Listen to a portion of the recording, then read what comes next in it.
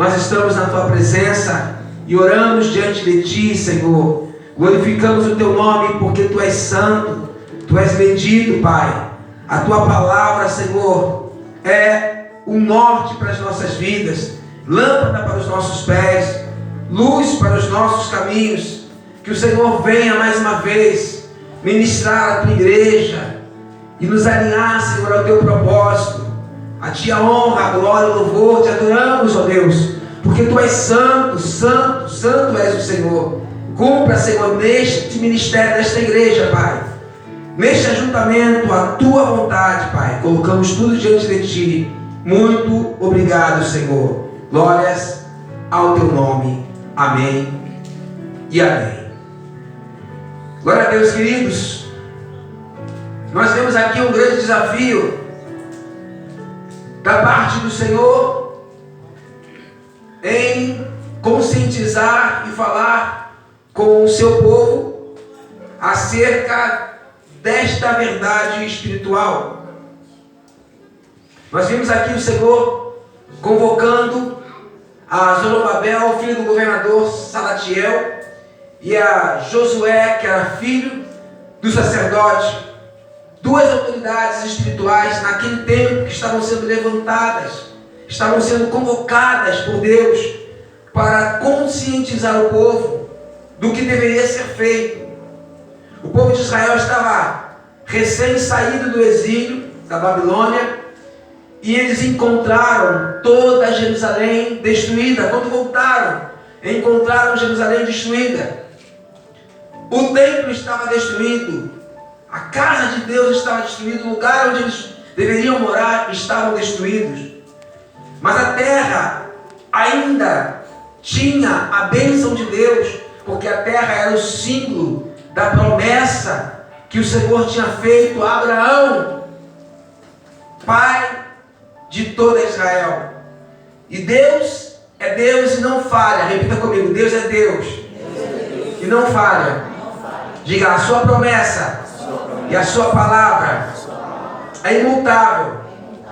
Não tem jeito, Deus falou, vai se cumprir.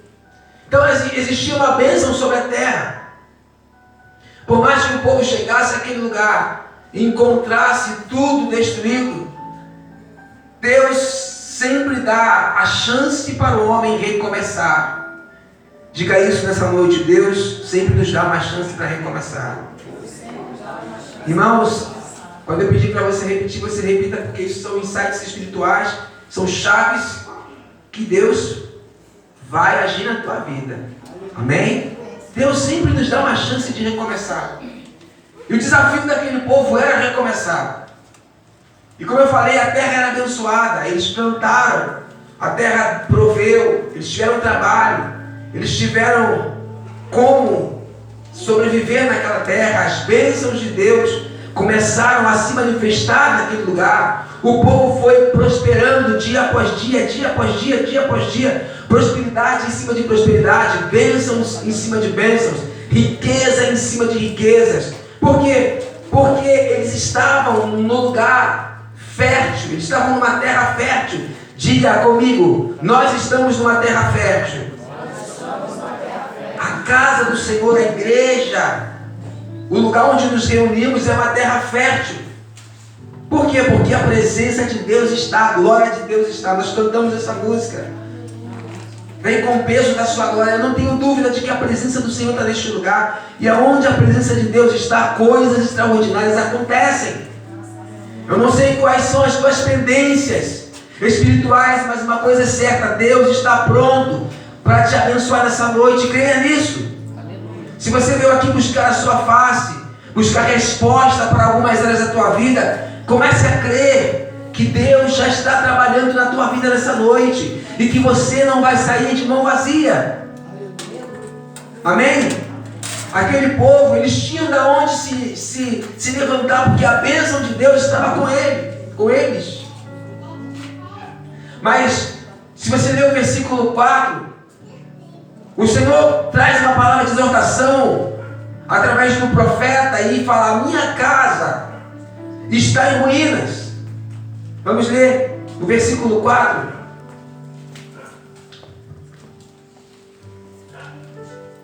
Vamos ler aqui o versículo 2 também. Vamos ler a partir do versículo 2, diz assim: assim diz o Senhor dos Exércitos, esse povo diz, olha o que o povo diz: não veio ainda o tempo em que a casa do Senhor deve ser edificada. Deixa eu abrir aqui um parênteses, irmãos. Quando é que as pessoas acham que a obra de Deus não deve ser priorizada? Quando é que as pessoas acham que o reino de Deus deve ficar em segundo plano? Quando é que as pessoas não conhecem a necessidade de um propósito, a urgência de um propósito? A palavra propósito é a palavra mais pregada nesse altar, porque todos nós vivemos debaixo de um propósito, amém? Mas me responda, quando é que alguém não reconhece que a vontade de Deus tem que se colocar em primeiro lugar na nossa vida em tudo? Alguém sabe me responder? É difícil essa pergunta, irmãos? Não é difícil. A própria palavra vai responder. Olha o que diz o versículo 3 e 4, para você entender. Veio, pois, a palavra do Senhor. Primeiro veio a palavra deles. Agora vem a palavra do Senhor. Veio, pois, a palavra do Senhor por intermédio do profeta Ageu, dizendo. É claro que o profeta aqui está trazendo uma exortação para o povo, trazendo conserto. E olha o que o Senhor fala através do profeta: acaso é tempo de habitardes vós em casas apaineladas, ou seja, adornadas, enquanto esta casa permanece em ruínas? Que casa é essa que o Senhor está falando? São duas casas. Mas a resposta é: o povo estava preocupado com as suas casas, com as suas vidas. A casa do povo e a casa de Deus. Mas essas duas casas, elas têm duas revelações. A casa do povo não era só a casa física, mas também o coração, a vida espiritual de cada um. E a casa de Deus não era só também o templo, da qual Salomão havia edificado há muito tempo e que agora estava como? Estava em ruínas. Por que estava em ruínas? Porque os babilônicos, há anos atrás, haviam entrado na casa de Deus e feito uma bagunça, roubando todas as coisas. Agora o povo estava voltando para Jerusalém. Mas qual era a prioridade do povo naquele momento? O povo estava trabalhando por quê? Pelo quê, melhor dizendo? O povo estava trabalhando pelas suas próprias vidas e não em restaurar a sua honra espiritual diante do Senhor,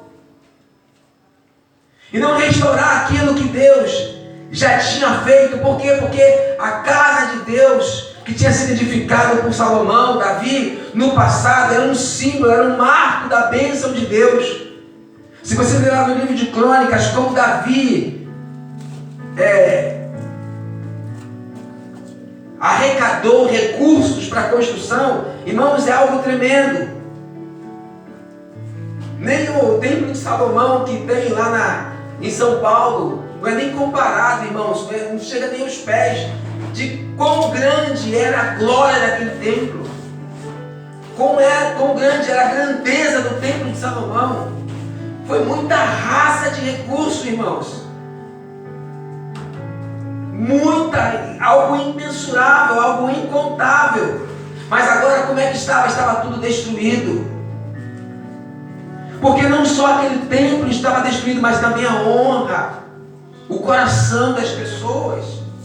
As pessoas agora estavam vivendo de aparência, queriam ter as suas casas apaineladas, mas os seus corações estavam longe do Senhor. Não havia a mínima possibilidade deles serem chamados de povo de Deus, geração eleita, sacerdócio real, de ser um povo salvo. Por quê? Porque os seus corações estavam sujos. Estavam apainelados sim, mas estavam sujos. Estavam longe de Deus. Os planos e os projetos de Deus estavam em segundo plano.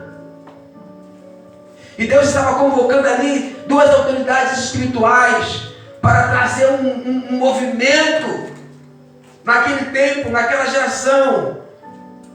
Era um governador e o outro era filho de sacerdote. Se você não entendeu, amados, a cerne da palavra espiritual que está embutida nessa situação é que Deus estava levantando uma unção apostólica, o governo é apostólico e o sacerdócio é profético para trazer o conserto para aquela geração, para que eles se alinhassem diante do Senhor. E o templo, uma vez restaurado, também seria um símbolo de que as suas vidas, os seus corações, as suas almas estariam restauradas diante do Senhor. É justamente isso que Deus tem levantado para esse tempo. Deus tem levantado uma geração apostólica e profética para levantar uma igreja lavada e remida no sangue de Yeshua, cujos teus corações estejam voltados para Yeshua, cujas suas vidas sejam a cada dia como um sacrifício vivo na presença do nosso Deus. Não é só simplesmente adorar de boca, mas é ter um coração lavado na sua presença, é ter a sua vida totalmente restaurada. Zorobabel, governador, era a figura apostólica da restauração daquele tempo. E é isso que Deus quer levantar, uma geração que mostra a figura apostólica da igreja nesse tempo, cuja autoridade já está sobre ela, cujo domínio já está sobre ela, e nós precisamos, igreja 12 Pedras, nos posicionar desta maneira, é desta forma que Deus quer nos usar nesse tempo. Eu posso ouvir um glória a Deus? Posso ouvir um aleluia? Josué aqui não era o Josué filho de Nun, que levou o povo para a terra de Canaã, não. Josué aqui é Josadac, é filho de Josadac, sacerdote. E era uma figura profética, de um mover profético que estava apagado, que estava morto. É que nem hoje em dia você vê as pessoas, fala aí profeta, fala aí homem de Deus, fala aí isso, aquilo, mas o profético por si só é muito mais pesado do que uma simples palavra, uma simples brincadeira, irmãos. Ai de quem é profeta nessa geração? Porque nós estamos diante de ouvidos que estão fechados para a palavra de Deus. Muita gente quer ouvir aquela palavra que massageia o ego. Muita gente quer ouvir aquele melzinho, né? E a palavra, quando ela é pregada para curar, para libertar, ela fere, ela corta, ela limpa, ela transforma. E é isso que nós precisamos, igreja 12 Pedras. Nós precisamos restabelecer, restaurar esse tempo para que as casas estejam totalmente edificadas diante do Senhor. A nossa casa espiritual, que é o nosso coração, mas também a casa de Deus, mas também a obra do Senhor, mas também o propósito. Por que aquele povo foi roubado? Porque eles colocaram a necessidade na frente do propósito. Alguns irmãos que estão aqui lembram da palavra que eu trouxe, que fala da necessidade do propósito. Alguém lembra? A necessidade é aquilo que nós temos assim como urgência, e o propósito é algo que vem de Deus. O propósito jamais pode ser trocado pela necessidade. E infelizmente o nosso erro sempre está em colocar a necessidade na frente do propósito. Ah, hoje eu estou doente, eu não vou para o culto. Ah, eu ia dar o dízimo na igreja, mas aí apareceu uma urgência, eu vou pegar o dízimo e vou comprar o que eu tenho que comprar. Ah, mas eu tenho que fazer isso, eu tenho que fazer aquilo. A urgência, a necessidade sempre fica na frente de Deus. Imagina você ir encontrar-se com Deus. Está tudo certo. Você se arruma, toma o teu banho, vai. Deus já chegou, mas você está indo ainda. Ah, Senhor, me atrasei aqui, vou ter que voltar porque aconteceu um imprevisto. Para as pessoas, para os homens, né? Talvez para o marido, para a esposa, para o patrão, você até consegue dar uma desculpa e voltar atrás, mas imagina como Deus, sabedor de todas as coisas, fica diante de uma situação como essa. Quando você coloca a tua necessidade acima do propósito. Por que eu estou pregando essa palavra, irmãos? Ontem nós vendemos 87 quentinhas, para ser bem firme. 87 ou 86? 86 quentinhas. Que algumas voltaram. E diante da situação que aconteceu e tudo que passou, nós tivemos muitas provas ontem. Peço até perdão aos irmãos que ficaram aguardando a quentinha, que demorou a chegar, né? Por causa dos imprevistos que aconteceram. Irmãos, aconteceu uma batalha espiritual muito grande. Muito grande. Eu, quando acabou tudo, que eu estava já no meu limite, né? Aí eu e a profeta, a gente foi conversar, eu falei, eu não gostei.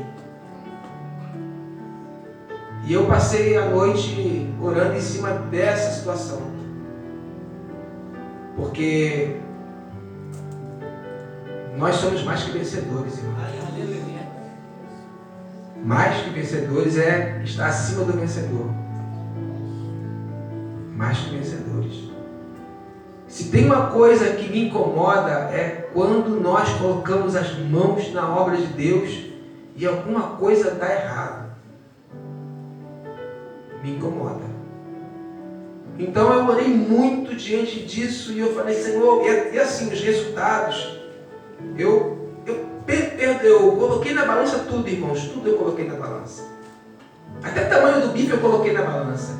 Porque eu vi que a gente não conseguiu. Ora, de cartão, eu vou mudar aqui para você entender o contexto do meu espírito nessa noite. Foram R$430 de gasto só com o básico. Ou melhor, com o básico não, com a carne e com as coisas para fazer a quentinha. Fora o que a gente já tinha da sexta. Então assim, eu fiquei um pouco sem entender as coisas.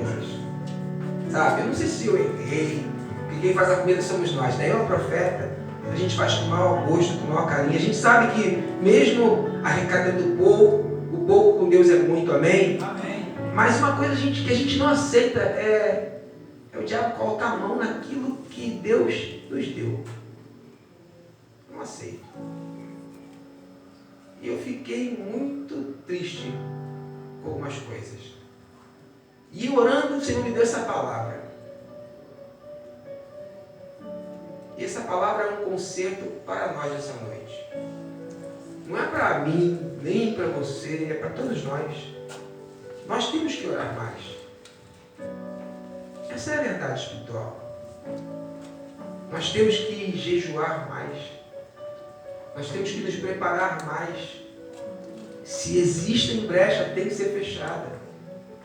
Porque quando a gente vai fazer a comida, até a comida que a gente faz, a gente ora para Deus abençoar. Sabe? A gente jejua. Porque a gente sabe que o diabo, ele não vai dar mole. O diabo é diabo. Ele é 100% mal. Diga, o diabo é 100% mal. Fala isso, irmãos. O diabo é 100% mal. Não tem jeito. Não tem negócio com ele. Ele não vai sair da frente para você passar. Você vai ter que passar por cima dele. E passar por cima dele tem que estar revestido. Tem que estar com o coração debaixo daquilo que é o propósito. Mas voltando à palavra, a necessidade, ela jamais pode entrar na frente do propósito. A necessidade, ela jamais pode tomar o lugar de Deus. Entendeu? Você precisa pensar nisso todos os dias. Quando a necessidade se tornar maior do que Deus na sua vida, está mal. Está mal, está muito mal. A casa daquelas pessoas estavam arrumadas. E eles falavam, não é tempo de edificarmos a casa de Deus. E Deus falava: acaso é tempo de habitardes vós em casas aparelhadas, enquanto esta casa está bagunçada, destruída? O versículo 14 fala: quem de vós sobreviveu e que viu esta casa na sua primeira glória? Qual era a primeira glória daquela casa, irmãos? A casa que Salomão edificou. Quem viu na primeira glória e viu na segunda, o segundo estado, viu que não era nada. Imagina você passar lá no templo de Salomão, São Paulo. Quem já foi lá? Eu já fui, é lindo demais. Lindo, lindo, lindo demais. Imagina você chegar lá em São Paulo e encontrar aquilo tudo destruído. Mas totalmente destruído. Irmãos, os babilônicos, onde tinha ouro no templo, eles arrancaram. Onde tinha prata, onde tinha madeiras revestidas de prata e ouro, eles arrancaram. Os panos tecidos que eram caros e eram cobertos de pedras preciosas, eles arrancaram, eles destruíram, eles bagunçaram. Imagina o que eles fizeram, que nem os bandidos de hoje, quando vai na casa de alguém saquear, né? Vai lá, picha, bagunça, às vezes até defeca, urina, para poder debochar. Eles pintaram e bordaram, eles destruíram o templo, eles desonraram a Deus. E agora o desafio do povo de Deus era restaurar a honra do povo de Deus, restaurar o templo. E certamente isso traria honra novamente. E o desafio daquele povo era entender o propósito do Senhor. Nosso desafio hoje é entender o propósito de Deus na nossa vida. Então, eu quero te desafiar a deixar o teu cansaço, deixar os teus achismos, deixar os teus pessimismos, tudo nos pés do Senhor.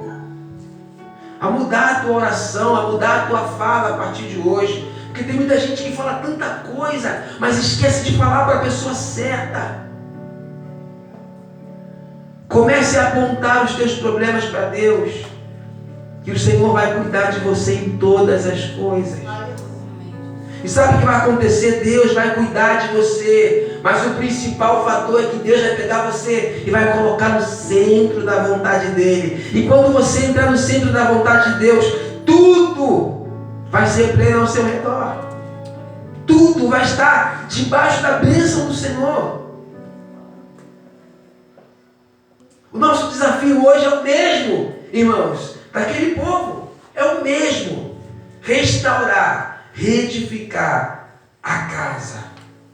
Mas não é só a nossa casa.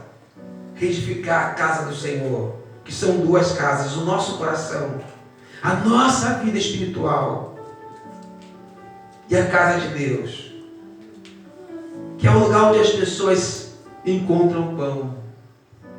É o lugar onde as pessoas encontram a cura. Porque a casa de Deus hoje tem o mesmo papel daquela época.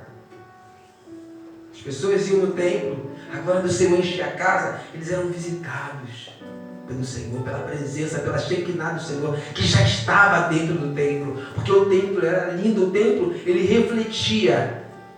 Eu não vou falar um texto, porque um texto é muita raça de coisa, mas eles refletiam, eu acho que talvez 0% da glória de Deus.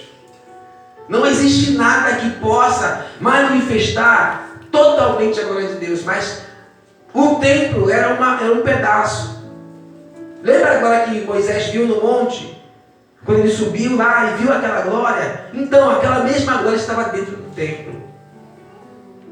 A palavra do Senhor diz que quando Salomão edificou o templo, que ele orou junto com os sacerdotes que estavam ali, a presença, a Shekinah de Deus veio tão forte que eles não se aguentaram ficar em pé naquele lugar.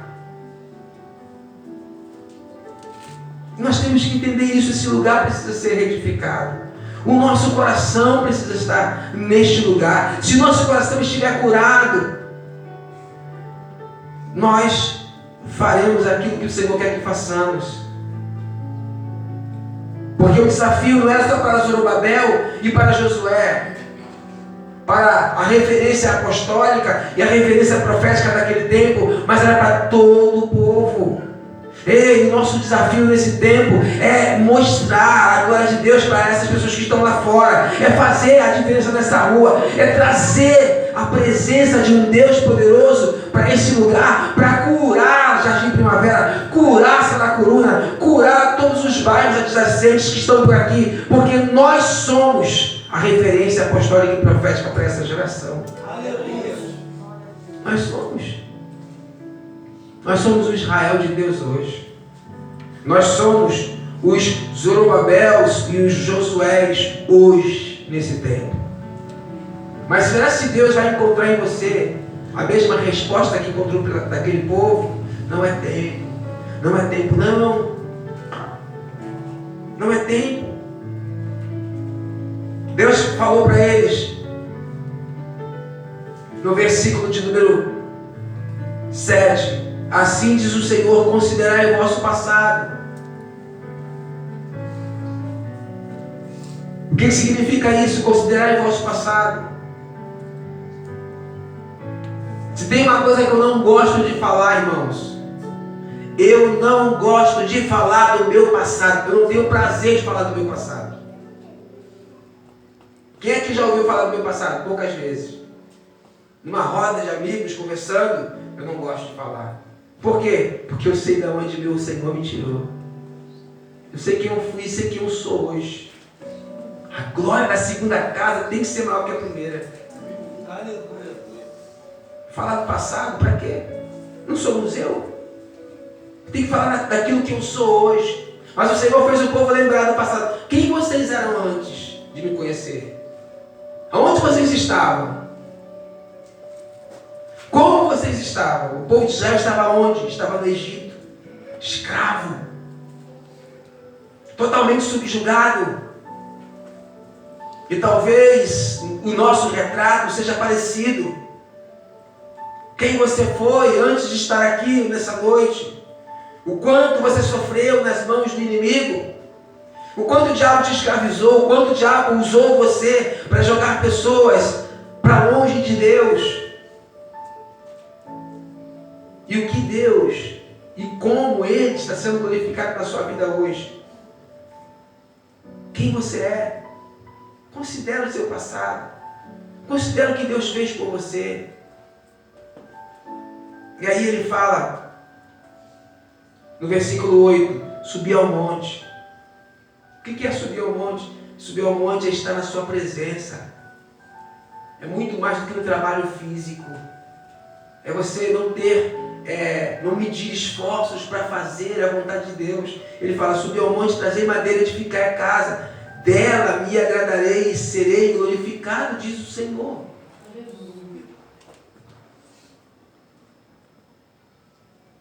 Esse é o tempo. Esse é o tempo de nós nos esforçarmos por isso. E agradar a Deus, estar em sua presença. E não só nisso, mas trabalhar para Yeshua, para que se cumpram os projetos de Deus para essa terra. Nós não estamos lutando, irmãos, contra o sistema apenas. Nós estamos lutando contra principados e potestades. Existe uma legião de demônios que não quer que essa obra seja feita. Existe uma legião de demônios que tentam te impedir de vir na casa de Deus. E coloca cansaço, e coloca frieza espiritual, e coloca desânimo, coloca todos os problemas do mundo.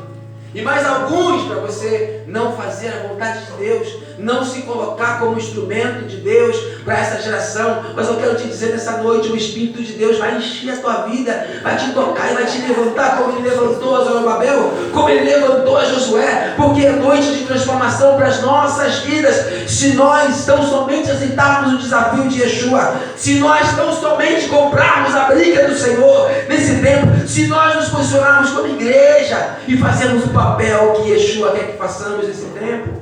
Amém. O que o diabo coloca muitas vezes é um espírito de passividade. O que o diabo coloca às vezes é um sentimento de perda. Não, eu não estou com sentimento de perda, eu estou com sentimento de revolta. Porque até na perda existe propósito. Até quando a gente perde existe propósito. Amém? Amém. Mas a revolta, pela astúcia do inimigo, sabe? talvez a brecha da igreja. Qual era o propósito das quentinhas? Matar a fome? Não. O propósito das quentinhas era trazer recurso para a obra. Porque nem só de pão vive o homem. O ímpio tem que pensar na comida, né?